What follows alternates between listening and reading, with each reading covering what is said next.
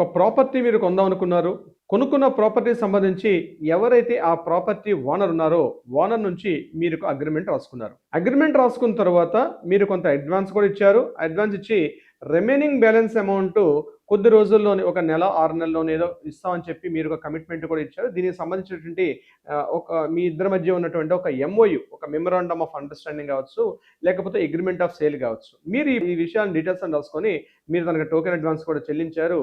అయితే మీరు మీ వైపు నుంచి కావచ్చు, లేకపోతే ఓనర్ వైపు నుంచి కావచ్చు, మీరు ప్రాపర్టీని రిజిస్ట్రేషన్ చేసుకోవడం డిలే అయింది. కానీ మీకు విషయం తెలుసా?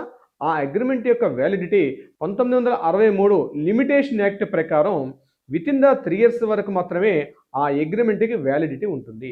మీరు 3 సంవత్సరాల్లోగా మీ ఓనర్ పైన అంటే అడ్వాన్స్ రిటర్న్ అంటే తీసుకున్నటువంటి అడ్వాన్స్ రిటర్న్ చేయడానికి గానీ, లేకపోతే మీరు ఫర్దర్‌గా ముందుకెళ్ళాలి గానీ, ఏదైనా ఒక న్యాయపరంగా, ఒక లీగల్‌గా మీరు ముందుకు వెళ్ళాలంటే within the stipulation of period 3 years వరకు మాత్రమే ఆ అగ్రీమెంట్‌కి వ్యాలిడిటీ ఉంటుంది.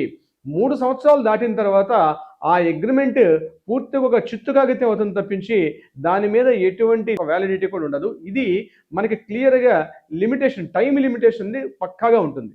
ఇది కేవలం ఒక అగ్రీమెంట్ ఆఫ్ సేల్ అనే కాదు, any type of agreement, A type of agreement జరిగినా లిమిటేషన్ యాక్ట్ ప్రకారం మనం వితిన్ ద 3 ఇయర్స్‌లో మాత్రమే అతని మీద కేసు ఫైల్ చేసుకునే అవకాశం కానీ, లేకపోతే మీరు కోర్టు మెట్లు ఎక్కాలన్నా, లీగల్‌గా ప్రొసీడింగ్స్‌కి వెళ్ళాలంటే మీకు 3 years is the limitation period.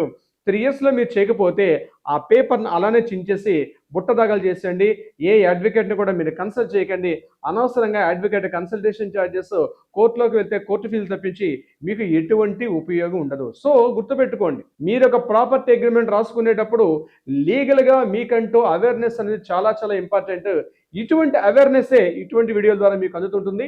ఈ వీడియో విలువైనది అని మీరు భావిస్తే కింద కామెంట్ బాక్స్‌లో కామెంట్ చేయడం మర్చిపోవద్దు. అంతేకాకుండా ఇటువంటి న్యాయ సలహా సంప్రదింపులు కావాలనుకుంటే కింద స్క్రోల్ అవుతున్న నెంబర్ని కాంటాక్ట్ చేయండి. ఇటువంటి మరిన్ని వీడియోల కోసం చెప్పి ఈ పేజీని ఫాలో అవ్వడం మాత్రం మర్చిపోవద్దు. మీ రవీంద్రనాథ్, హైకోర్టు అడ్వకేట్, తెలంగాణ.